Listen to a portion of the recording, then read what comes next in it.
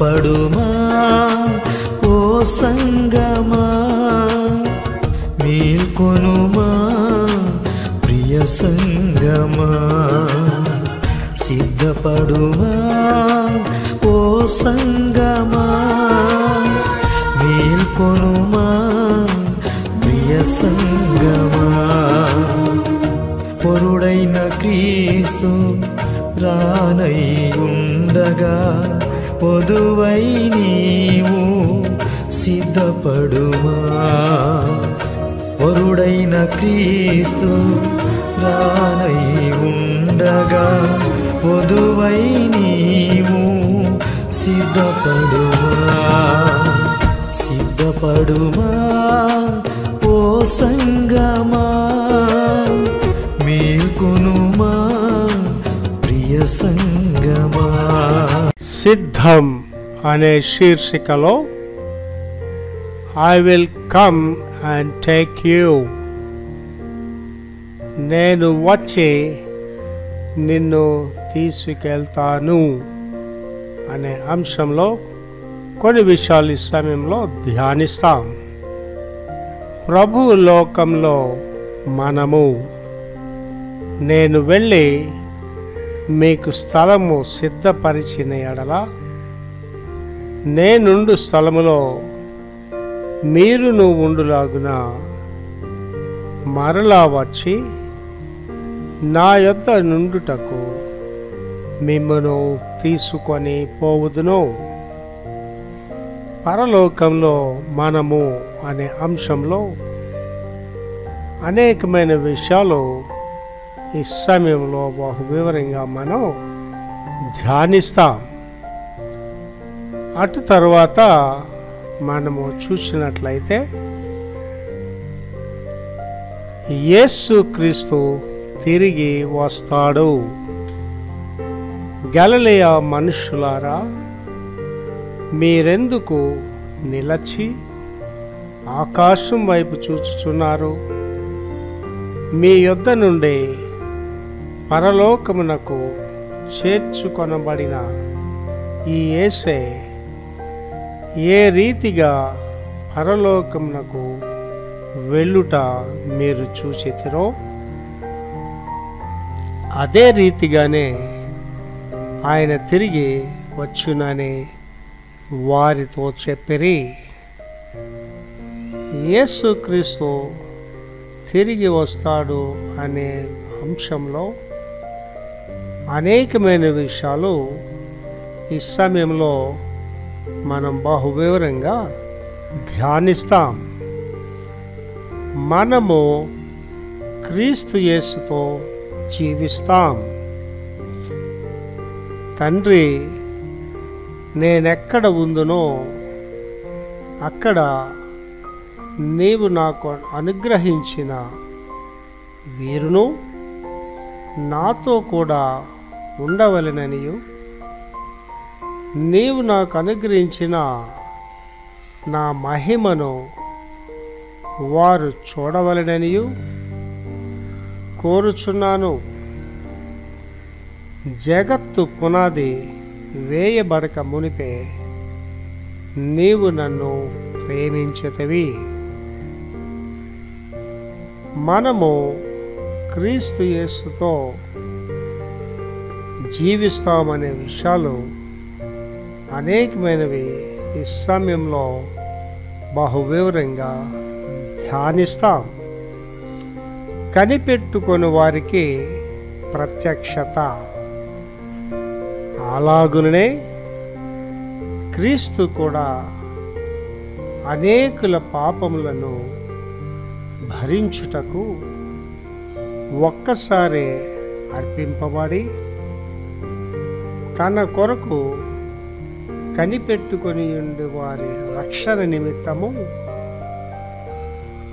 పాపము లేకుండా రెండవసారి ప్రత్యక్షమగును. మహిమలో వారసులము. మనము పిల్లలమైతే వారసులము, అనగా దేవుని వారసులము. క్రీస్తుతో కూడా మహిమ పొందుటకు ఆయనతో కూడా శ్రమ పడిన ఎడల క్రీస్తు తోడై వారసులము, మహిమలో వారసులమనే విషయం ఈ సమయంలో బహు వివరంగా ధ్యానిస్తా.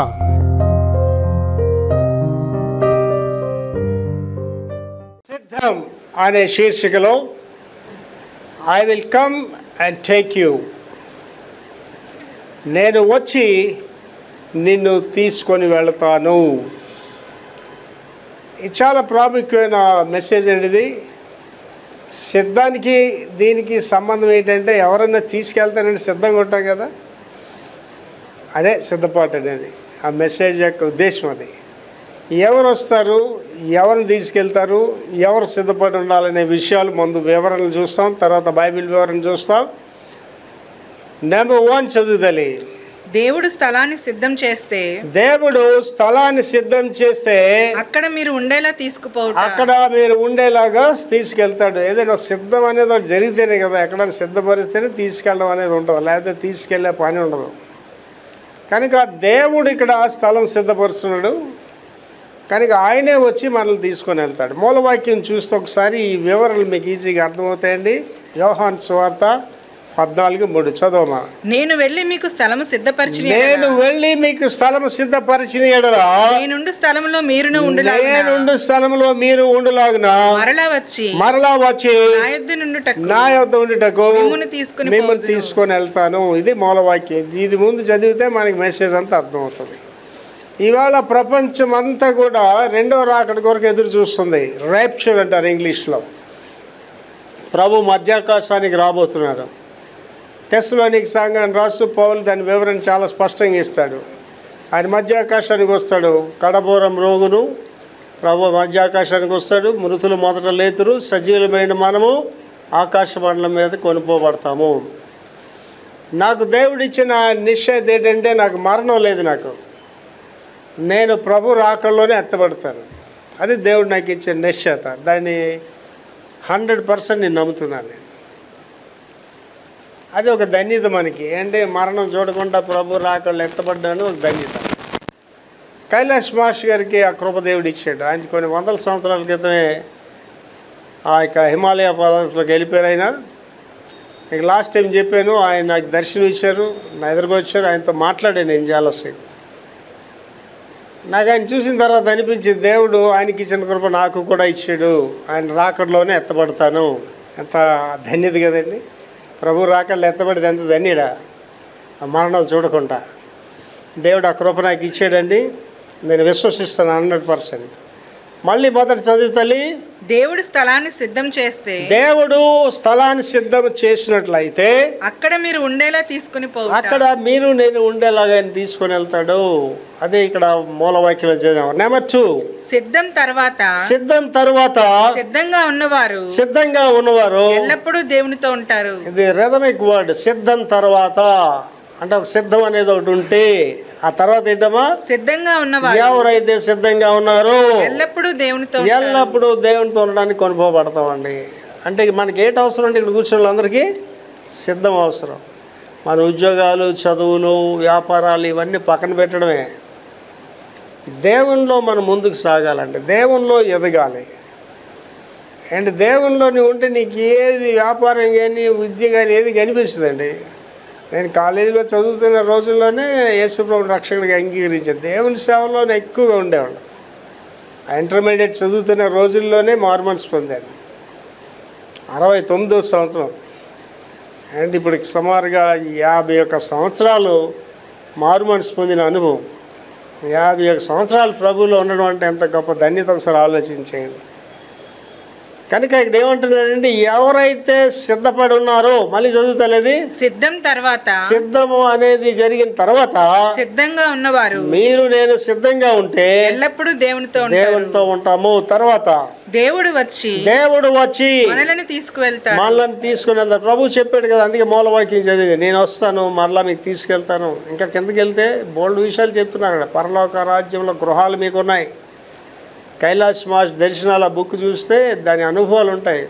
పుస్తకం చదవలేని వాళ్ళు కైలాష్ మహర్షి అని మీరు నెట్లో కొడితే 3 భాగాలుగా చేశారు. అవి ఆ పరలోక రాజ్య మహిమలు ఎలాగుంటాయి, పరలోక రాజ్య గృహాలు ఎలాగుంటాయి, విశ్వాసుల గృహాలు అవి ఎలా నిర్మించబడుతున్నాయి అన్నీ కూడా అక్కడ చూపిస్తాడు.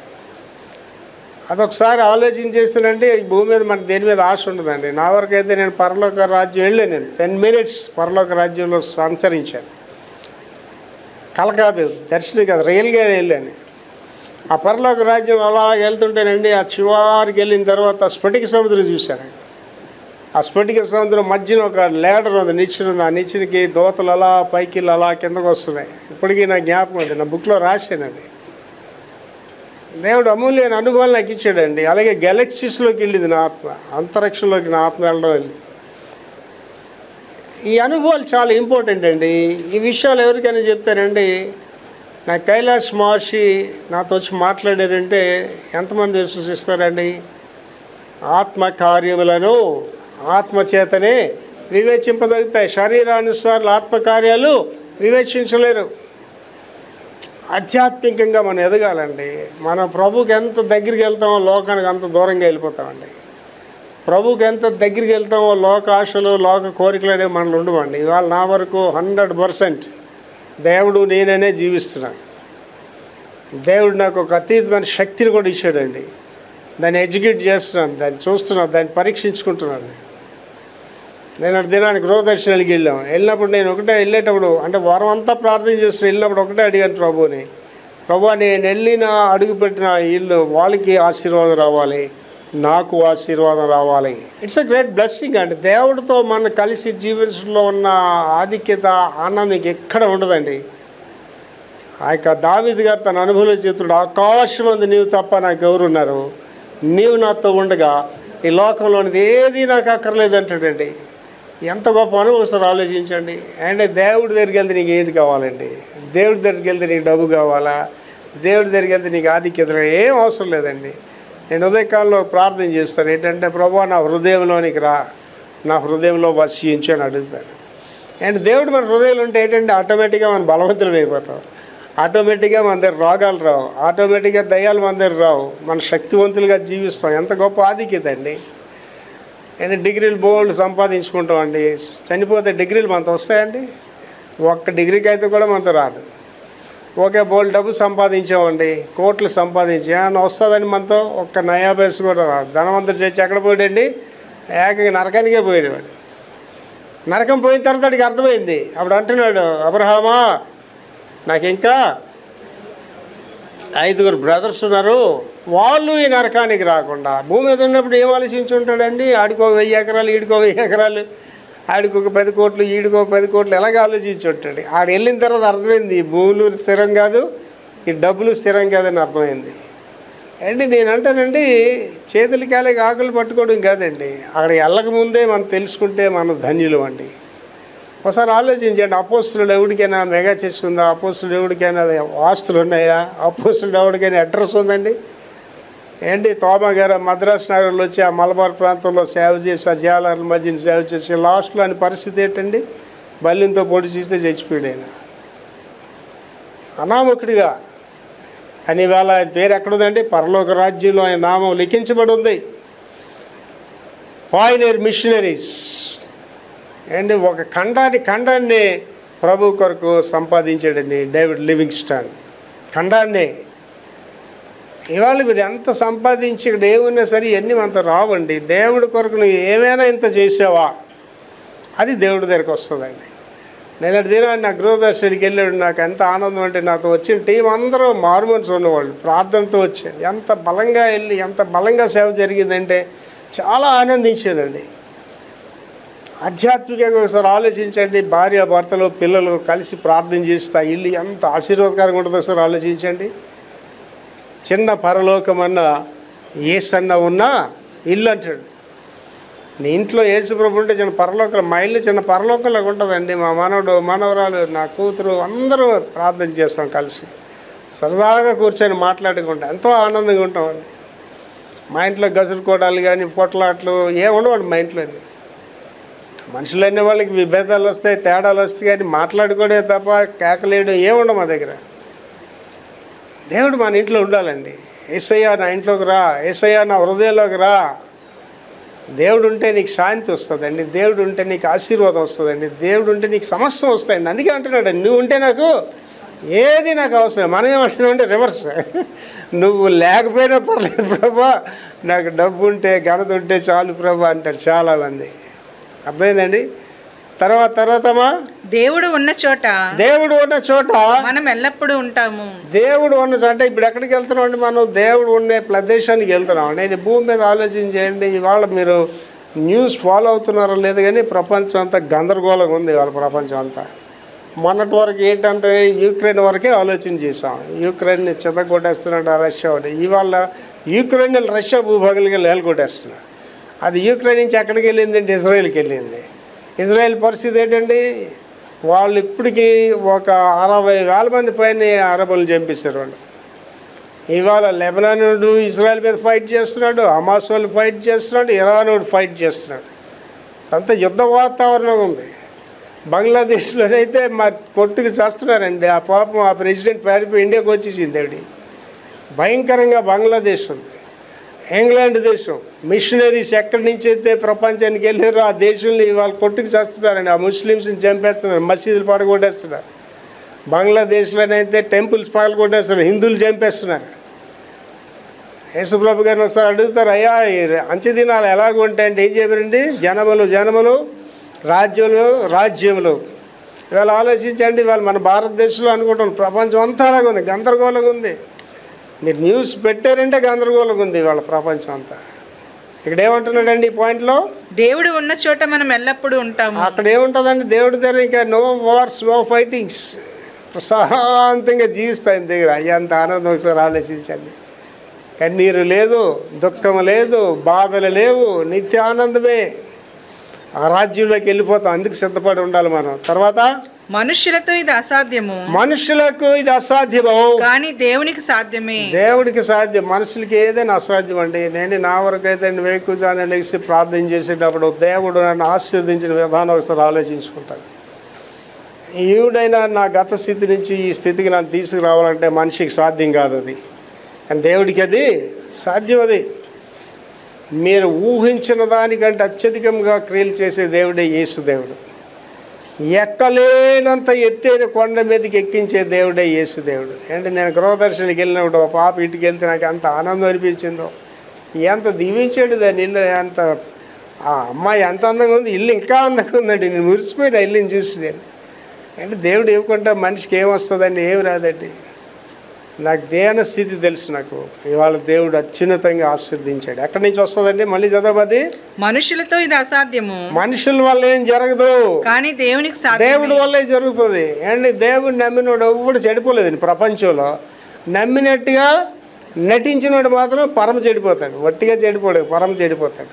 తర్వాతమా దేవుని నిమిత్తము అన్నిటినీ విడిచిపెట్టినట్లయితే ఆయనతో జీవిస్తాం. చాలా ఇంపార్టెంట్ పాయింట్ అండి. నేను దినాన్ని ఒక అమ్మ నాకు హైదరాబాద్ నుంచి మాట్లాడి, పాస్టర్ గారు మీ మాటలు విన్న తర్వాత నాకు కూడా అలా దేవుని మీద ధ్యానం అయిపోయిందండి, నేను దేవుని అలా బలపడుతున్నానండి అని చెప్తే ఈ విషయాలే చెప్పాను ఆవిడికి. చెప్పామది. దేవుని నిమిత్తము అన్నిటినీ విడిచిపెట్టినట్లయితే ఆయనతో జీవిస్తాము. దేవుడితో జీవించాలంటే ఏంటి చేయాలి? నువ్వు అన్నీ వదులుకుంటావా? రెడీగా ఉన్నావా?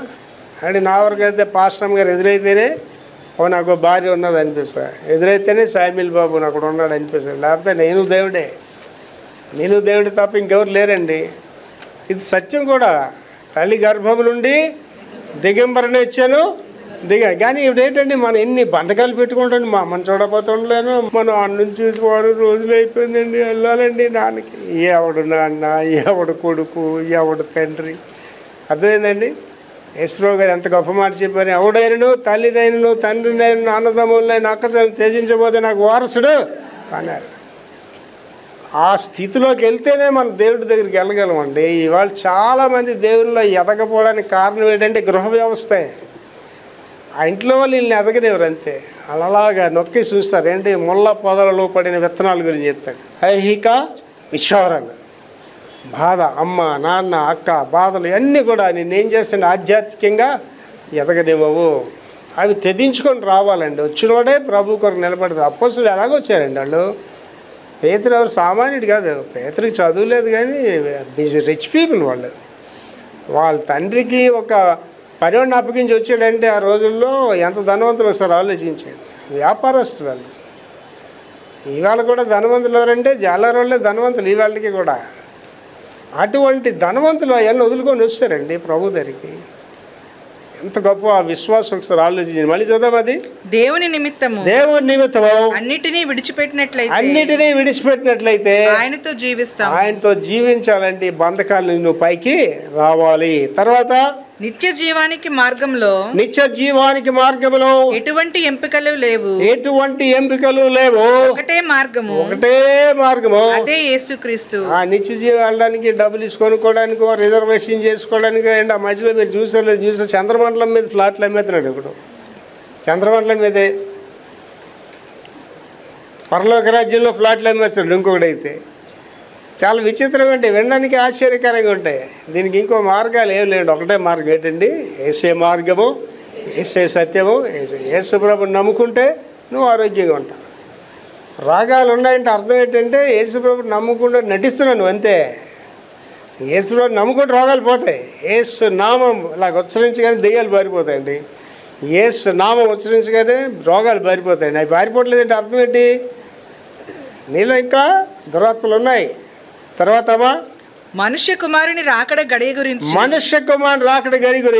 ఎవరికి తెలియదండి. ఇది ఎవరికి నోబడి నోస్. పరలోకంలో దూతలకు కానీ ఎవరికి తెలియదు. అది ఒక తండ్రికి తప్ప ఎవరికే తెలియదు. కనుక అదేంటి, ఎందుకు ఆ మాట వాడేటంటే అన్సర్టన్డ్ అనమాట. తెలియని గడియలో వస్తాడు. అప్పుడు మనకి ఏంటి ఉండాలా? సిద్ధం ఉండాలి. అదే మెసేజ్ అదే. తర్వాత నోవహు కాలం ఎలాగుందో మనుష్య కుమారుని రాకడ కూడా అలాగే ఉండదు. నోవహు కాలం ఎలాగుందండి వాళ్ళు చెప్తున్నారు. అరే వరదలు వస్తాయిరా అంటే వాళ్ళు నవ్వుతున్నారు, హేళన చేస్తున్నారు. నోని ముసలోడు వాడు గట్టిసుకోండి, వీడు ఒకటే బతుకుతాడట, మనం చచ్చిపోతామట.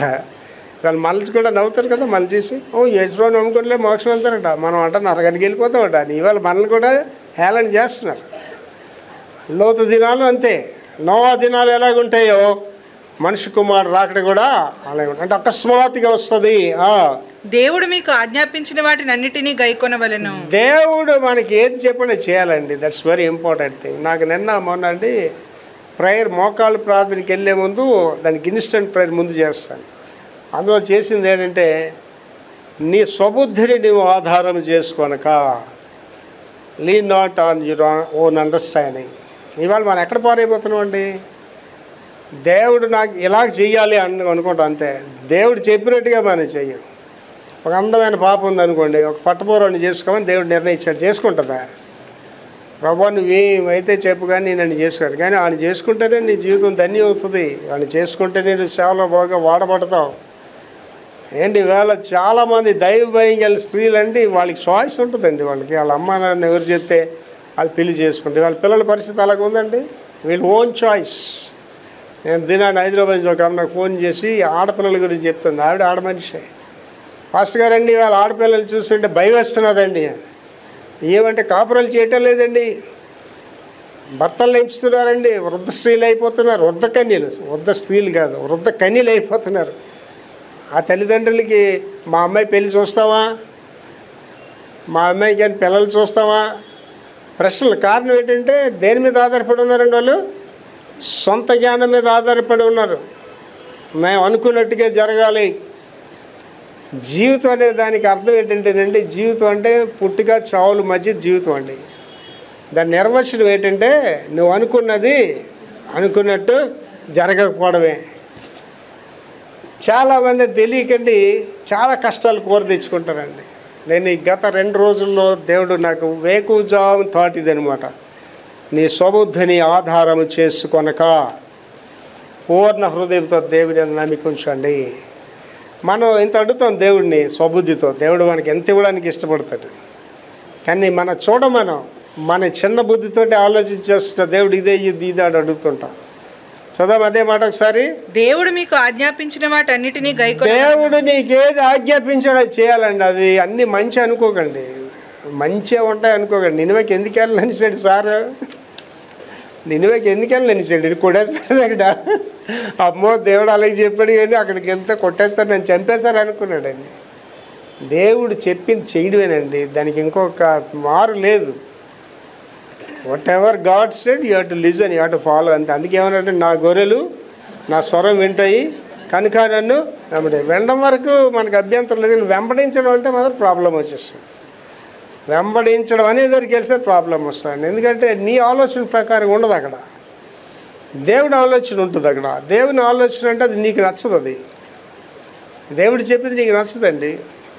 దేవుడు నీ గురించి ఎన్నో ఆలోచిస్తాడండి, నీకేది క్షేమమో దేవుడు ఆలోచిస్తాడు. అర్థమైందండి. తర్వాత మీరు జాగ్రత్తగా ఉండండి, మెలకువగా ఉండండి. జాగ్రత్త అవసరం, మెలకువ అవసరం. మెలకువ అంటే పడుకోకుండా అలాగ ఉండండి, అలాగే పని చేయగలరు, జాండీస్ వచ్చేస్తాయి. నిద్ర అనేది అవసరం మనిషికి, 8 గంటలు కంపల్సరీ పడుకోవాలి మనిషి. మెలకువగా ఉండండి, పడుకోవడం మానేయగలరు. అంటే మెలకువ అంటే అర్థం ఏంటంటే పడుకున్నా తెలిగేస్తున్నా దేవుని రాకడ మెలకు ఉండాలి. నెక్స్ట్ ప్రార్థించండి. సమయం ఎప్పుడు అని మీకు తెలియదు. ఆ సమయం ఎప్పుడు అని తెలియదు. ఇది రెండోది బాగానే ఉంది కానీ మొదటిది నాకు నచ్చలేదు పాస్టర్. ప్రార్థించని టైం ఎక్కడ ఉండదు పాస్టర్ ప్రార్థించేయడం. అండ్ వెహికల్స్ లెగిసి ప్రార్థన చేయట్లేదంటే అర్థం ఏంటండి, నీకేసుకు ఒక సంబంధం లేదండి. ఒకసారి ఆలోచించండి, మనకు సన్నిహితులో లేకపోతే ప్రియుడో ప్రియురాలతో మాట్లాడాలంటే దానికి టైము రైము లేకుండా మాట్లాడుతుంటాం. అలా దేవుడు అంతకంటే గొప్పవాడు కదా. నీ బంధువుల కంటే, నీ తల్లి కంటే, నీ తండ్రి కంటే, నీ ప్రియుడి కంటే, నీ ప్రియురాల కంటే గొప్పవాడు కదా దేవుడు. ఆయనతో మాట్లాడాలనే ఆలోచన లేదా, తఫర లేదా? ప్రార్థన చేయట్లేదంటే అర్థం ఏంటండి, దేవుడితో మాట్లాడడానికి ఇష్టం లేదనమాట. అంటే ఎక్కడున్నా ఒకసారి ఆలోచన చేసుకోండి. అర్థమైందండి. అండ్ మీకు అర్థమయ్యే స్టైల్లో చెప్తాను. మన పిల్లలు ఉంటారు కదా, తప్పు చేశారనుకోండి, అమ్మ ఎదురుగా నాన్న ఎదురు రాలేదు, అటు ఇటు తిరుగుతూ భార్య భర్తకు తెలియకుండా ఏదైనా తప్పు అని చేసింది అనుకోండి, భర్త ఎదురుగా చెప్పండి అంటుంది 1 గంటలో, ముందుకు రాదు. ఎందుకంటే మొహంలో తెలిసిపోతుంది. Face is the index of heart అంటారు. నువ్వు తప్పు చేస్తే నీ మొహం కవలికలు తెలిసిపోతాయి. ఒక మనిషి ఎదురుగా మనం వెళ్ళకపోతానంటే దేవుడి ఎదురు నువ్వు వెళ్ళగలవా? నువ్వు నీచంగా జీవిస్తూ దేవుడికి విరోధమైన కార్యాలు చేస్తూ దేవుడికి ఎదురుగా వెళ్ళగలవా అండి? నువ్వు వెళ్ళలేవు దేవుడికి ఎదురుగా. కోటి వెలుగులు సూర్యుడు ఆయన. ప్రార్థన చేయట్లేదంటే అర్థం ఏంటంటే నీలో పాపం ఉన్నదని అర్థం. ప్రార్థన చేయట్లేదంటే అర్థం ఏంటంటే నీలో సాతాను ఉన్నాడని అర్థం. ప్రార్థన చేయడం మొదలు పెట్టండి, మీకు వెలుగు వచ్చేస్తుంది మీ దగ్గరికి, దురాత్మలు పారిపోతాయి. డిఎల్ మూడీ గారు తన అనుభవంలో చెప్తాడండి, when you kneel down to pray Satan will tremble అంటాడు. నువ్వు ప్రార్థనకు మోకరించగానే సాతాను ఉనికిపోతాడటండి, రాలేడు ఇంకా సాతానుడు అక్కడికి. తర్వాతమా మెలకువగా ఉండండి, ఎందుకంటే ఆ సమయం ఎప్పుడు వస్తుందో మీకు తెలియదు. యేసుప్రభు గారు ఆఖరిగా చెప్పిన బోధని మెలకువగా ఉండి ప్రార్థన చేయండి. ఆ ముందు ఏం చెప్పారండి, శోధనలలో పడకుండాన్నట్లు. ఎప్పుడైతే మెలకువ లేదో, ప్రార్థన లేదో, కష్టాలన్నీ నీ మీదకి వచ్చేస్తాయి.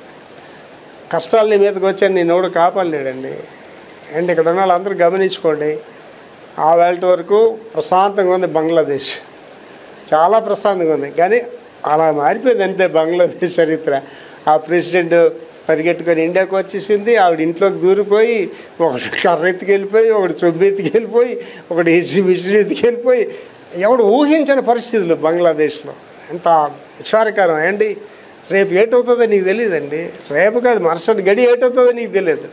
నువ్వు కురూపు అయిపోవచ్చేమో, నువ్వు పెద్ద అందగత్వం అనుకుంటున్నావేమో, ఒక గడిలోనే నువ్వు కురూపు అయిపోవచ్చేమో. అగ్ని వచ్చి కాల్చింది అనుకోండి, ఏమైపోతాను, నీ మొహం కూడా చూడలేడు. కానీ నువ్వు ఏ రూపంలో ఉన్నా నేను చూడగలిగిన దేవుడు ఒకడు, ఆయన యేసు దేవుడు అండి. కుష్ఠరోగుల దగ్గరికి వెళ్ళాడండి ఆయన, కుష్ఠరోగులు ముట్టుకున్నాడండి. కుష్ఠరోగులు మనం ముట్టుకోగలమండి అంటే మేము 72వ సంవత్సరంలో మారు మనసు పొందిన తర్వాత అండి నాకు కుష్ఠరోగులు ఎదురైతే అడిగి ఆగి సుమారు చెప్పేవాళ్ళండి, అడిగి సహాయం చేసేవాళ్ళండి. క్రిస్మస్ వస్తేనండి అందరూ ఇళ్లలో భోజనాలు చేస్తే మేము లెపర్సీ కాలనీకి వెళ్ళి భోజనాలు పెట్టేవాళ్ళం అండి. ఏసై నీలో ఉంటే రండి అడుక్కునండి, గొప్పవాళ్ళకి కనిపిస్తాడండి, కుష్ఠరోగి నీకు ప్రియుళ్ళకి కనిపిస్తాడండి. దేవునిలో ఉంటే నువ్వు నూతన సృష్టి అయిపోతావండి. అనుభవంలోకి వెళ్తే నేను సిద్ధపడి ఉండగలుగుతావు, లేకపోతే ఉండలేవు. మళ్ళీ చదువు లాస్ట్ పాయింట్, అది మెలకువగా ఉండండి, ఎందుకంటే ఆ సమయం ఎప్పుడు వస్తుందో మీకు తెలియదు. అది మెలకువ అంటే ఏంటంటేనండి, ఈ లోకము దాని ఇచ్చలకు దూరంగా ఉండడం మెలకువ అనేది. నా వ్యాపారము, నా విద్య, నా డిగ్రీలు, నా ఉద్యోగం అంటే నేను దేవుడి రాజు తీసుకొని వెళ్ళాను. నేను షిప్యార్డ్లో పని చేసేటప్పుడు అండి నెలలో మోస్ట్ ఆఫ్ ది డేస్ దేవుని సేవకి వెళ్ళేవాడిని అండి. నాకు బాగా జ్ఞాపకం అండి, నెలకు 500 రూపాయలు జీతం అందిన పరిస్థితులు కూడా ఉండేవి.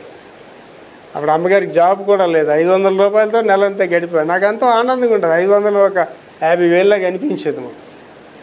అంటే దేవునిలో ఉంటేనండి అంత ఆనందం ఎక్కడ ఉండదండి. దేవునిలో ఉంటే మేడలో మిద్దుల గురించి కాదండి, దేవునిలో ఉంటే కమలింట్లో ఉన్న ఆనందంగా ఉంటాం, దేవునిలో ఉంటే సైకిల్ మీద వెళ్ళినా ఆనందంగా ఉంటాం. దొంగ సొమ్ము మెర్సిడీస్ కార్లు వెళ్ళినా నీకు నిద్ర రాదు, దొంగ సొమ్ము ప్యాలెస్లో ఉన్నా సరే నీకు నిద్ర రాదండి. దేవునిలో ఉన్న ఆనందం ఎక్కడా ఉండదండి. దేవునికి స్తోత్రం. బైబిల్ వివరంలోకి వెళ్తున్నాం అండి. మూలవాక్యం మళ్ళీ ఒకసారి చూద్దాం. ప్రభువు లోకంలో మనం We are in the kingdom of the God. ప్రభు లోకంలో మనం యోహాను సువార్త 14:3 మూలవాక్యం మళ్ళీ ఒకసారి చదివిరా. నేను వెళ్ళి మీకు స్థలము సిద్ధపరిచిన నేను వెళ్ళి మీకు స్థలం సిద్ధపరుస్తాను, నేనుండు స్థలంలో మీరును ఉండులాగున అక్కడ మీరు ఉండలాగున మరలా వచ్చి నా యొద్ద ఉండుటకు మిమ్మల్ని తీసుకొని పోవుదును. అప్పుడు దీన్ని ఎలా ఉంది, ఇండియాలో ఉన్న క్రైస్తవులకే లేదా అమెరికాలో ఉన్న క్రైస్తవులకి అని చెప్పాడండి ప్రభు. అక్కడ కొద్ది సేవపడి అందరికీ కూడా ఇది, నువ్వు రెడీగా ఉన్నావా, నీకు స్థలం అక్కడ ఉన్నది, do you have place there. అసలు ఫస్ట్ థింగ్ పరలోక రాజు వెళ్ళవా, వెళ్తే నీకు ప్లేస్ ఉందా లేదా. అండ్ నేను పరలోక రాజులో చాలా ధనవంతుండండి. I'm very rich man in the heaven. ఇవాళ ఈ 71 సంవత్సరాల నుండి 500 గ్రామాల పైగా నేను తిరిగి సువార్త ప్రకటించాను. 14 దేశాల పైగా తిరిగి సువార్త ప్రకటించాను. తెల్లవారి 4 అయ్యేసరికండి సుమారుగా 7,000 మందికి ప్రపంచంలో నా వీడియోలు నా సేయింగ్ పంపిస్తాను. 7,000 మందికి వెళ్తాయండి నా వీడియోలు అండి. ప్రపంచం అంతా అలా తిరుగుతుంటాయి. ఇప్పుడు 1430 వీడియోలు ఉన్నాయి ఆల్రెడీ, అలాగ అప్లోడ్ అవుతుంటాయి. ప్రపంచం అంతా పగలు రాత్రి ఆ సువార్త ప్రకటించబడుతూనే ఉంటుందండి. పరలోక రాజ్యంలో నేను చాలా ధన సంపన్నుడండి. ఆంధ్ర క్రిస్టియన్ థియోలాజికల్ కాలేజ్ మా కాలేజ్ సికింద్రాబాద్ లోవర్ ట్యాంక్ బండ్లో ఉంటుంది. హుస్సేన్ సాగర్ కింద ఉంటుంది అనమాట. ఇందిరా పార్క్ అక్కడ ఉంటుంది మా పక్కనే. పరీక్షలు రాసేటప్పుడు సాయంత్రం పూట బాగా చదివి బుర్ర హీట్ అయిపోతుందని ఆ ట్యాంక్ బండి మీద అలాగే నడుచుకొని వెళ్తుండేవాళ్ళని. అప్పుడు నేనేంటి 80 సంవత్సరాలు, మంచి వయసులోనే. ఒక పెద్ద పాస్ట్ గారు కూడా నాతో వచ్చారు చదువుతాను. మీదరికి కలిసి అలా నడుచుకొని వెళ్తున్నాం ట్యాంక్ బండి మీద. హైదరాబాద్ స్టోరీ ఇది. నేను అడిగాను, పాస్ట్ గారు పరలోక రాజ్యంలో మీకు ఆస్తి ఎంత ఉంటుందండి అని. ఆయన అలా నడుస్తున్నాడు, మాట్లాడలేదు. మళ్ళీ అడిగాను, పాస్టర్ గారు మీతోనే మాట్లాడుతున్నాను సార్, పరలోక రాజ్యంలో మీకు ఆస్తి ఏమంతా ఉండొచ్చు అంటే, బాబు నాతోనే మాట్లాడుతున్నాను, మరి మీతో మన ఇద్దరే ఉన్నాం కదా సార్. నా సంగతి ఏంది కానీ నీ సంగతి చెప్పు, నీకు ఎంత ఉంటుందండి. నేను అన్న అప్పటికే 84వ సంవత్సరంలో నేను చెప్పాను, పరలోక రాజ్యంలో 3 ఆస్తి ఉన్నదని చెప్పి. ఆస్తి అంటే ఏంటంటే మేడల బిద్దులు కాదు, ఆత్మల సంపద అండి. ఆకాశ గగనాల్లో సువార్త ప్రకటించానండి. ఏర్లు దాటెళ్ళి సువార్త ప్రకటించండి, ఎలుగుబండ్లు మధ్యనెళ్ళి సువార్త ప్రకటించండి, పావులు మధ్యనెళ్ళి సువార్త ప్రకటించండి, కుష్ఠరోగులకు సువార్త ప్రకటించండి. చాలా అద్భుతమైన పరిచయం చేసామండి. అమ్మగారు నేనైతే ఆ వ్యభిచారుల మధ్యకి వెళ్ళి సువార్త ప్రకటించామండి. అక్కడ ఉన్న వాళ్ళు అనేవారు, అమ్మా ఇలాంటి ప్రదేశాలు వస్తున్నారేంటమ్మా అనేవారండి. వ్యభిచారులకు వెళ్ళి సువార్త ప్రకటించేవాళ్ళండి. అండ్ అడుక్కున్నాడు చచ్చిపోతే ఆడు కూతురు వచ్చి ముట్టుకోవడానికి ఇష్టపడలేదండి. అలాంటి వాడిని అమ్మగారు స్నానం చేసి కొత్త బట్టలు వేసి నా సొంత డబ్బులతో సమాధి చేసామండి. అండి దేవుడు ఒకడిని వాటిని ఆశీర్వదించడండి. నీవు దేవుడికి ఎంతగాని చేస్తే దేవుడు నీకు ఎంత ఇస్తాడండి. గొప్ప దేవుడు అండి. నిస్వార్థంగా సేవ చేసామండి. ఆ సేవ ఫలితాలు ఇవాళ అనుభవిస్తున్నాను. ఎక్కడ అనుభవించడం కాదండి, పరలోక రాజ్యంలో నిశ్చయంగా నేను మహాధన సంపన్నుడండి. అది నా ఒక్కడికే సొంతం కాదు, ఎవరికైనా సొంతం, చిన్న పిల్లలు కూడా సొంతం అండి. మేరీ జోన్స్ పరలోక రాజ్యంలో ఎంత ఉన్నతమైన స్థానంలో ఉంటుందండి. ఇవాళ ప్రపంచంలో అందరి చేతిలో బైబిల్ ఉన్నాయంటే చిన్నపిల్ల కారకురాలు అండ్ యాంగీ చో గారికి సువార్త అందించింది కదా చిన్న పాప. పరలోక రాజ్యంలో యాంగీ చోతో సమానంగా ఉంటుంది అక్కడ. కారణం ఏంటండి, యాంగీ చో గారి 14 లక్షల మంది సభ్యులు మూల పురుషురాలు ఆవిడే, ఆ చిన్నపిల్ల, స్మాల్ గర్ల్. కనుక నువ్వు దేవుని కొరకు ఎంత చేసే తల్లి, దేవుడు నిన్ను ఎంతగా దీవిస్తాడండి. మన సువార్తికులు తెలుసు, మన సండే స్కూల్ పిల్లలు ఎంత దీవించబడ్డారండి. వాళ్ళు చూసి మురిసిపోతారండి. కుటుంబాలు దీవించబడ్డాయి. దేవుని కొరకు మీరు పని చేయండి, దేవుడు మిమ్మల్ని దీవిస్తాడండి. తర్వాత యేసుక్రీస్తు తిరిగి వస్తాడు. అపోస్తుల కార్యాలు 1:11. అపోస్తుల కార్యాలు 1:11. గలిలయ మనుషులారా, గలిలయ మనుషులారా మీరెందుకు నిలిచి ఆకాశం వైపు చూస్తున్నారు? అంటే అక్కడ జరుగుతున్న సిచ్యువేషన్ ఏంటంటే యేసు ప్రభు గారు ఆరోహణం అయిపోతున్నారు అనమాట. Is going up. 40 రోజులు వాళ్ళందరూ కనిపించారు. ఆఖరి రోజుని వాళ్ళందరూ ఉంటుండగా ఆయన ఆకాశం మీద కలిగి వెళ్ళిపోతున్నారు. వాళ్ళు ఆశ్చర్యంగా చూస్తున్నారు, ఏమవుతుందా అన్నట్టు చూస్తున్నారు. చదండి. గలిలయ మనుషులారా, ఓ గలిలయ మనుషులారా మీరెందుకు నిలిచి ఆకాశం వైపు ఎందుకు అలా చూస్తున్నారు? ఆకాశం వైపు మీ యొద్ద నుండి పరలోకమునకు చేర్చుకొనబడిన మీ యొద్ద నుండి పరలోకి వెళ్ళిపోతున్నారు కదా యేసే, ఆ యేసుక్రీస్తే ఏ రీతిగా పరలోకమునకు ఏ రీతిగా వెళ్తున్నారు మీరు చూచితిరో ఆ రీతిగానే ఆయన ఆ తిరిగి వచ్చినని రీతిగానే వారితో మరలా చెప్పిరి. తిరిగి వస్తాడు. అదే ర్యాప్చర్. మనం దాని గురించి ఇప్పుడు కనిపెట్టుకొని ఉన్నాం, అందుకే సిద్ధపడుతున్నాం మనం. కనుక దేవుడు తప్పకుండా చెప్పిన మాటలు జరుగుతాయండి. అంటే బైబిల్ గ్రంథం ఒక్క దాని మీదే పరిశుద్ధ గ్రంథం అని ఉంటుందండి. మరి ఏ ఇతర మత గ్రంథాల మీద ఉండదు. ఖురాన్ మీద అయితే దేవదూతల బొమ్మలు ఉంటాయి. ఒక్క బైబిల్ మీదే పరిశుద్ధ గ్రంథం అని ఉంటుంది. మరి ఏ మత గ్రంథాల మీద ఉంటుందండి. అంటే నేను మతాల మీద డాక్టరేట్ చేశానండి. నన్ను ఎవడో కర్రలో కత్తులు పట్టుకోకుండా వస్తే వాళ్ళు నమ్ముతున్నది అబద్ధం అని నేను చెప్పగలనండి. సచ్చిన వాళ్ళ గురించి దెబ్బలాడుకుంటున్నారండి. సచ్చిన సమాధులు కట్టి దెబ్బలాడుకుంటున్నారు. ఇవాళ దేవుళ్ళు అనబడేవారు ప్రపంచంలో ఉన్నారు. దేవుడు ఒకడే. మీరే దేవుడు చూడండి, సత్యారాలు అంతే. వాళ్ళు సమాధుల గురించి అనుకుంటున్నారు అంతే. మరణాన్ని జయించలేసిన దేవుడు ఒకడే దేవుడు, యేసు దేవుడు అండి. మృత్యుంజయుడైన దేవుడు. యేసు అందుకే చాలా ప్రాముఖ్యమండి. యేసు ప్రభు మరణాన్ని జయించకపోతే నువ్వు నేను కూడా సమాధులుగా పోతాండి. మనకి రక్షణ లేదు మనకు కూడా. కనుక యేసు నామములోనే విమోచన, యేసు నామములోనే రక్షణ. మీరు ఎందుకు అలా చూస్తున్నారు? మళ్ళీ ఆయన వస్తాడు. ఎందుకు వస్తున్నాడండి? మిమ్మల్ని మరలా తీసుకుని వెళ్ళడానికి. మనము క్రీస్తు యేసుతో జీవిస్తాం. యోహాను సువార్త 17:24. యోహాను 17:24. తండ్రి నేనెక్కడ ఉందునో అక్కడ నీవు నాకు అనుగ్రహించిన వారు నాతో కూడా ఉండవలెనని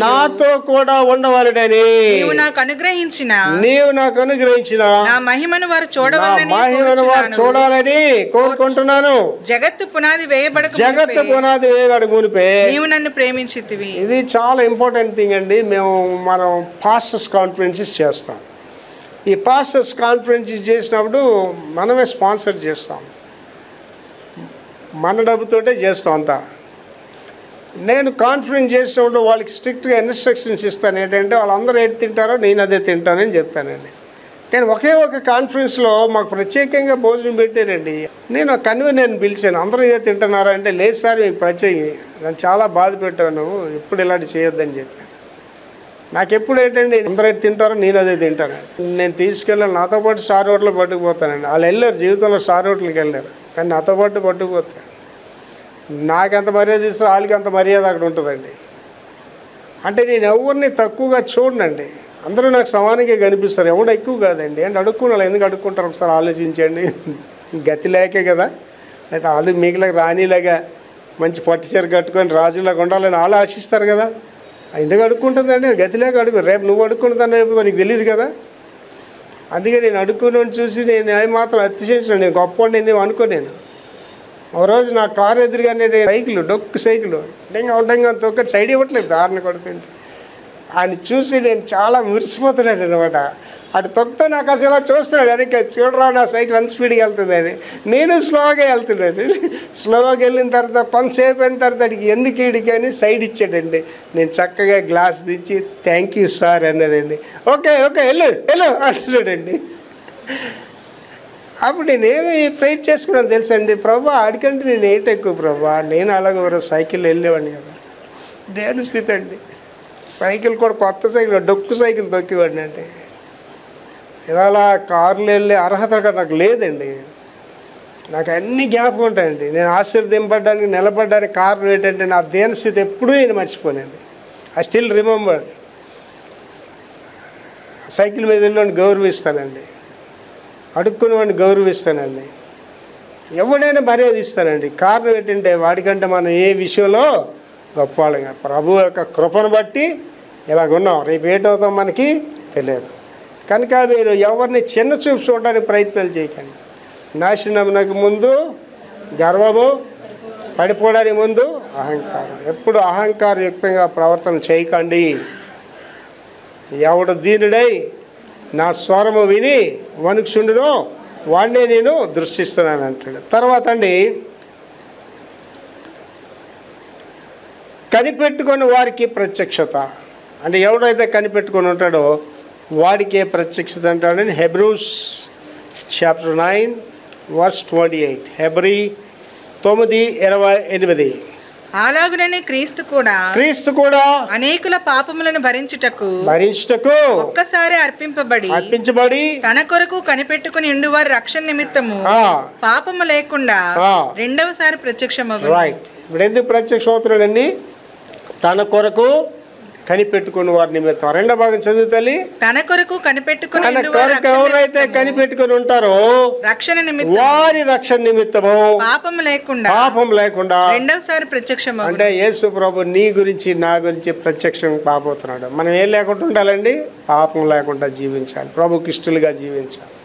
నేను మా టీంతో వెళ్ళేటప్పుడు మా టీం పిల్లలకి చెప్పాను, తలంపులో కూడా నేను తప్పు చేయకుండా దేవుడి దగ్గర జాగ్రత్త పడుతున్నాను. తలంపులో కూడా అండి, నువ్వు పాపివో కాదా నీకు తప్ప ఒకటికి తెలియదండి.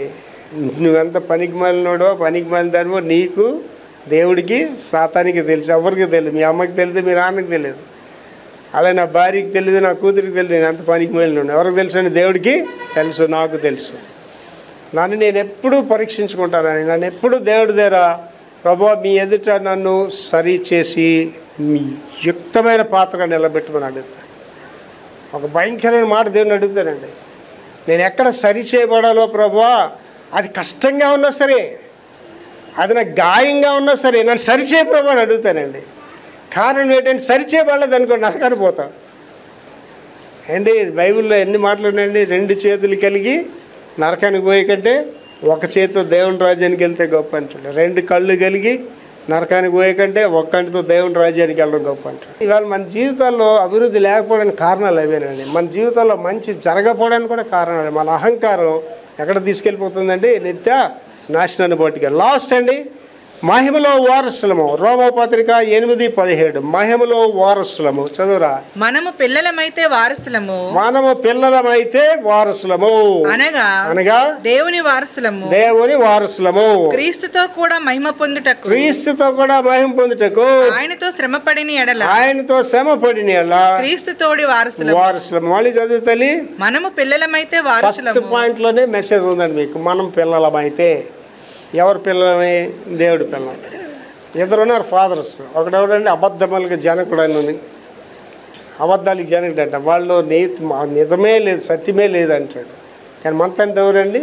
జీవాధిపతి అయిన దేవుడు. మన పిల్లలమైతే ఎలాగేమండి పిల్లలే అని ఎవరు పాపం అంటే పలానా రెడ్డి గారి పాపమే, పలానా సుబ్బారావు గారి పాపం, వెంకటరావు గారి పాపం అని చెప్తాం మనం. కానీ ఇక్కడ ఎవరు పిల్లలమైతే ఎవరు పిల్లలండి? నేను దేవుని పిల్లలు. ఎలాగేమండి? నువ్వు తన్ను ఎందరు అంగీకరించరో వారందరూ దేవుని బిడ్డలట్టుగా ఆయన అనుగ్రహించాడు. అంటే నువ్వు దేవుని పిల్లలు ఎలాగవుతున్నావు? ఆయన్ని అంగీకరించడం అంటే పేదాలతో కాదు, హృదయాంతరంగాల్ని నా తండ్రి అని నువ్వు అంగీకరించినప్పుడు ఆటోమేటిక్గా నువ్వు ఏమైపోయింది?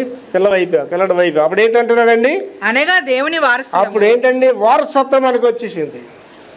వారసత్వం అంతే కదండి. ఇప్పుడు నాస్తికి వారసులు ఎవరండి? సైమిల్ గారు. వాడికి సబ్ వారసులు ఎవరండి? మనవరాలు. ఈ ఆస్తుల గురించి కాదు ఇక్కడ మాట. మనం ఎక్కడ వారసులు అయిపోయింది? పరలోక రాజ్యాన్ని వారసులు అయిపోయాం. క్రీస్తుతో కూడా మహిమ పొందుటకు. క్రీస్తుతో మహిమ మనకు వస్తుందండి. అండ్ అక్కడ కన్నీరు లేదు, దుఃఖం లేదు. ఆయనే మనకి ప్రకాశమాన్ని వెలుగుగా ఉంటాడు. అక్కడ వెలుగు లేదు, ఆయనే వెలుగు. ఆ మహిమలోనికి మనం వెళ్ళిపోతాం. ఆయనతో శ్రమపడిన ఎడల క్రీస్తుతోడి వారసులు. శ్రమ పడడానికి ఇష్టపడాలండి. And life is not bed of roses అంటాడు. జీవితం అనేది గులాబీల పాన్పు కాదు. కష్టాలు, బాధలు.